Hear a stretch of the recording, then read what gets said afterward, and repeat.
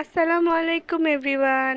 প্রথমে আমি এইখানে গ্রিন কালারের ক্লে নিয়েছি। যেহেতু ক্লেতে এরকম শ্যাওলা কালারের ক্লেটা পাওয়া যায় না, তাই গ্রিন কালারের সাথে সামান্য পরিমাণে সাদা আর কালো মিক্সড করে আমি এই শ্যাওলা কালারের ক্লেটা তৈরি করেছি।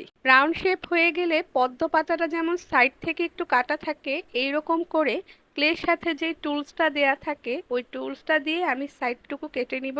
অরিজিনাল লুকটা আনতে এই পাতার উপরে আমি স্ক্র্যাচ করে নিব। এখন আমি গোলাপি কালারের একটা ক্লে নিয়ে এভাবেই ফুলের পাপড়ি তৈরি করার জন্য আমি সাইজ অনুযায়ী ছোট ছোট করে ক্লেগুলোকে কেটে নিব। এতে করে ফুলের পাপড়ির প্রত্যেকটা সাইজই প্রায় সমান হবে।